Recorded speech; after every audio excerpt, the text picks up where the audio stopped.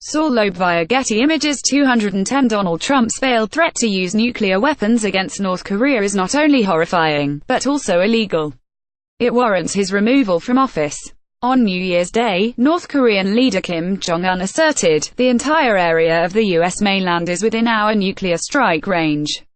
The United States can never start a war against me and our country," adding, "The United States should know that the button for nuclear weapons is on my table."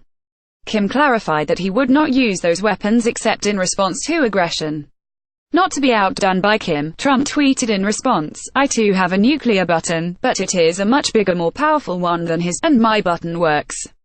The president's cavalier threat to start a nuclear holocaust cannot be dismissed as the rant of an immature bully. Trump controls a powerful nuclear arsenal. In fact, a few days after Trump's nuclear button tweet, the Centers for Disease Control and Prevention declared it would sponsor a public meeting to cover planning and preparation efforts in the event of a nuclear attack. Trump's tweet violates several laws. Threatening to use nuclear weapons runs afoul of the United Nations Charter, which forbids the use of a threat to use military force except in self-defense or when approved by the Security Council. North Korea has not mounted an armed attack on the United States, nor is such an attack imminent. And the UN Security Council has not given the US its blessing to attack North Korea. Trump's tweet also constitutes a threat to commit genocide and a crime against humanity. The ominous tweet follows Trump's promise last summer that North Korean threats would be met with fire and fury, a phrase that found its way into the title of Michael Wolff's explosive new book. Trump also told the UN General Assembly he would totally destroy North Korea. "Nuclear war is not a game," said Derek Johnson, executive director of Global Zero, the international movement for the elimination of nuclear weapons, in a statement. "We are flirting with unacceptably high risks that carry catastrophic consequences for the country and the world. No one can afford to not take Trump's threats seriously, least of all the North Koreans, who could be provoked into striking first in order to preempt what they perceive as an imminent attack." Lawmakers are echoing the concerns of advocates like Johnson. A nuclear conflict on the Korean peninsula would be a catastrophe, leading to the deaths of potentially millions of people, including American service members and families stationed there, Sen. Edward J. Markey D. Massachusetts stated. Indeed, even a conventional war between the US and North Korea could kill more than 1 million people. A nuclear exchange, therefore, might result in tens of millions of casualties, The Intercept reported.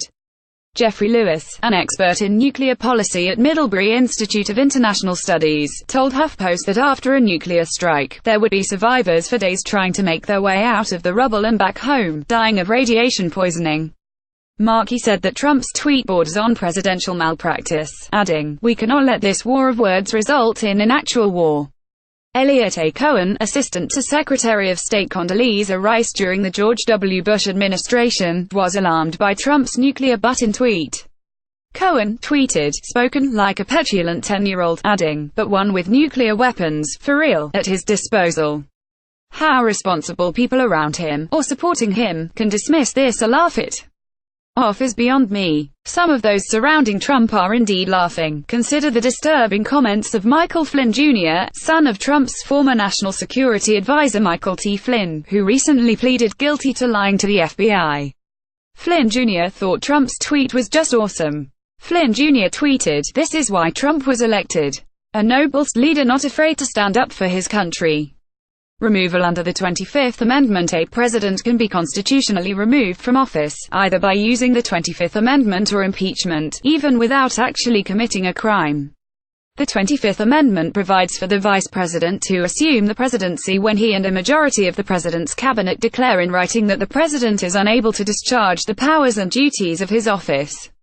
If the president challenges that determination, 2/3 of both houses of Congress are required to affirm that the president is unable to discharge the powers and duties of his office. This tweet alone is grounds for removal from office under the 25th Amendment, tweeted Richard Painter, ethics lawyer for George W. Bush and currently vice chairman of Citizens for Ethics and Responsibility in Washington, D.C. "This man should not have nukes." Sen. Bob Corker, Tennessee, chairman of the Senate Foreign Relations Committee, told the New York Times in October that Trump was setting us on the path to World War III. He said, "I know for a fact that every single day at the White House, it's a situation of trying to contain him. Corker noted that those apprehensions were shared by nearly every Senate Republican. In his new book, Fire and Fury, Inside the Trump White House, Wolf writes that his interviewees all say, Trump is like a child. One source said it was frequently impossible for staff to determine what Trump wished to do. It was like trying to figure out what a child wants.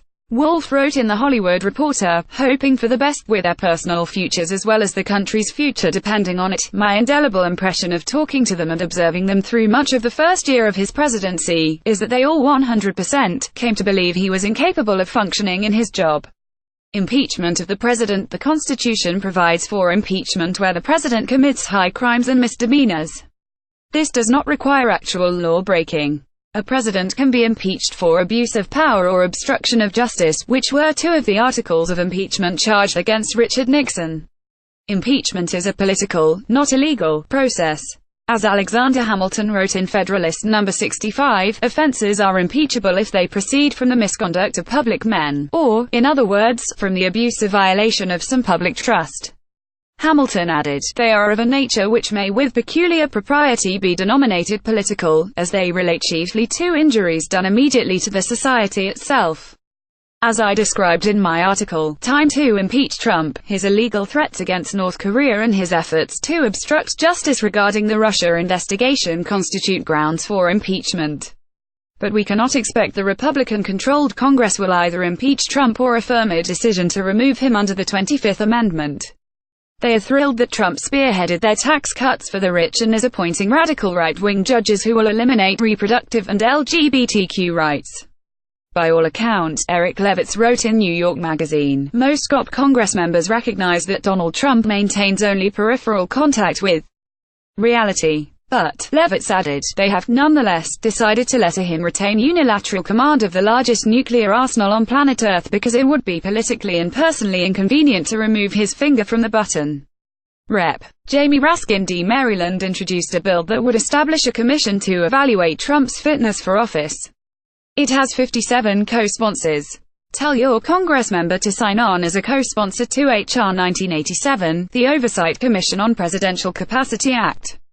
Copyright, Truth Out. Reprinted with permission. Marjorie Cohn is Professor Emerita at Thomas Jefferson School of Law, former President of the National Lawyers Guild, Deputy Secretary General of the International Association of Democratic Lawyers, and a member of Veterans for Peace.